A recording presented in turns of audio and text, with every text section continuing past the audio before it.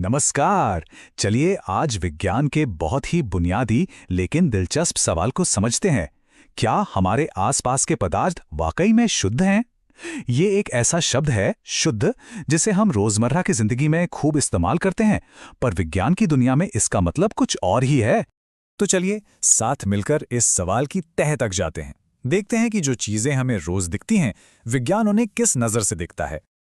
और यहीं से असली मजा शुरू होता है। जब हम किसी पैकेट पर शुद्ध घी लिखा देखते हैं तो हम समझते हैं कि इसमें कोई मिलावट नहीं है, लेकिन एक वैज्ञानिक के लिए शुद्ध होने का मतलब बिल्कुल अलग है।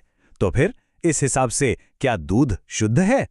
जरा सोचिए, लोहा, दूध, हवा या फिर पानी में घुला नमक, इनमें से कौन शुद्ध है और कौन मिश्रण? सुनने में तो आसान लगता है, पर क्या जवाब भी उतना ही आसान है? इस गुत्थी को सुलझाने के लिए हमें पहले ये समझना होगा कि विज्ञान में शुद्ध कहते किसे हैं। तो चलिए सबसे पहले पदार्थ का वर्गीकरण करते हैं, मतलब उसे साइंटिफिकली बांटते हैं। पदार्थ को मुख्य तौर पर दो बड़े हिस्सों में बांटा जाता है और यहीं से हमें अपने सवालों के जवाब मिलने शुरू हो जाएंगे। तो विज्ञान कहता है कि पदार्थ या तो शुद्ध पदार्थ हो सकता है या फिर मिश्रण। शुद्ध पदार्थ वो है जिसमें सिर्फ और सिर्फ एक ही तरह के कण होते हैं, और मिश्रण वो है जिसमें दो या दो से ज्यादा तरह के शुद्ध पदार्थ बस आपस में मिल जाते हैं, केमिकली जुड़ते नहीं हैं। तो इस परिभाषा के हिसाब से लोहा एक शुद्ध पदार्थ है क्योंकि उसमें सिर्फ लोहे के ही कण हैं। वैसे ही पारा और हाइड्रोक्लोरिक एसिड भी शुद्ध हैं। पर एक मिनट, इस लिस्ट में दूध का नाम तो कहीं नहीं है। अब ये तो साफ हो गया कि दूध और हवा जैसी चीजें मिश्रण हैं। पर कहानी यहीं खत्म नहीं होती। अब हम मिश्रणों की दुनिया में और गहराई में उतरेंगे, क्योंकि सारे मिश्रण भी एक जैसे नहीं होते। मिश्रण दो तरह के होते हैं।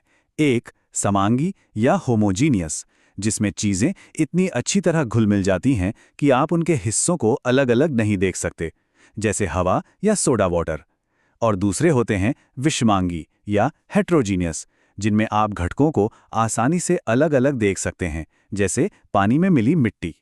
लेकिन अब आता है एक मजेदार ट्विस्ट।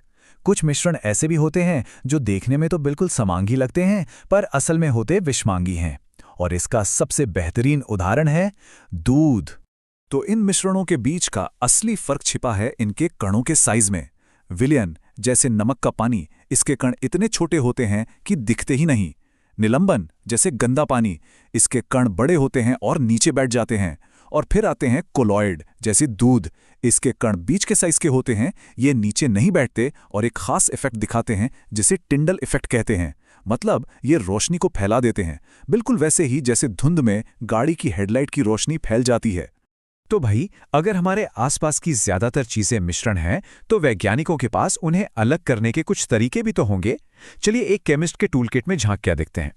मिश्रण में मौजूद चीजों के गुण के हिसाब से उन्हें अलग करने की अलग अलग तकनीकें हैं। वाष्पीकरण से लेकर क्रोमैटोग्राफी तक हर काम के लिए एक खास औजार है। सेंट्रिफ्यूगेशन या अपकेंद्रण का एक बहुत ही आम उदाहरण है दही से मक्खन निकालना।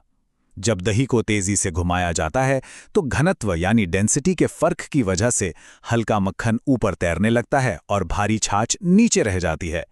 कितना आसान है। और इसी तरह समुंदर के पानी से नमक निकालने के लिए वाष्पीकरण यानी इवेपोरेशन का इस्तेमाल होता है। पानी को गर्म करो, वो भाप बन के उड़ जाएगा और पीछे क्या बचेगा? सिर्फ नमक। ये बहुत ही सरल और असरदार तरीका है। मिश्रण को समझने के लिए एक और जरूरी कॉन्सेप्ट है विलेयता यानी सॉल्युबिलिटी। ये टेबल हमें दिखा रही है कि अलग अलग तापमान पर 100 ग्राम पानी में कोई चीज कितनी घुल सकती है। इसमें सबसे दिलचस्प है पोटेशियम नाइट्रेट। देखिए तापमान बढ़ने पर इसकी घुलने की क्षमता कितनी तेजी से बढ़ रही है। अच्छा, तो अब एक छोटा सा सवाल।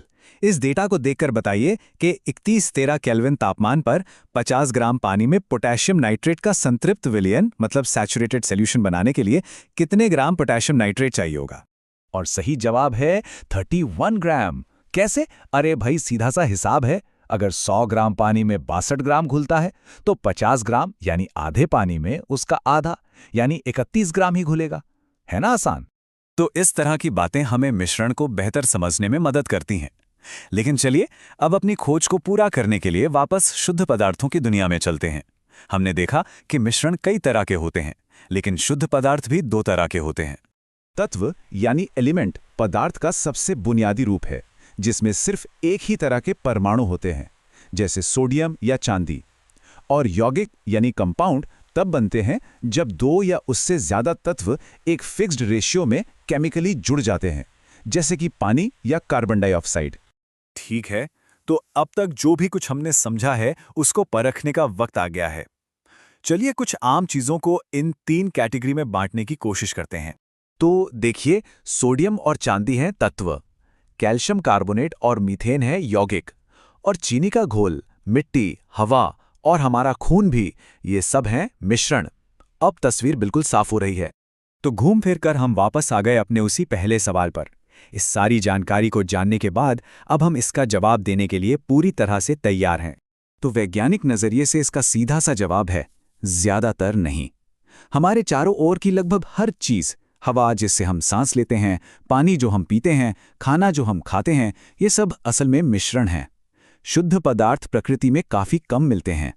तो ये सब जानने का क्या फायदा? फायदा ये है कि विज्ञान हमें दुनिया को एक नई नज़र से देखना सिखाता है।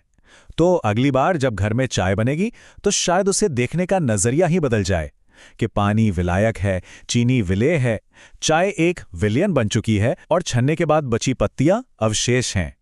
विज्ञान असल में हर जगह है, बस देखने वाली नजर चाहिए।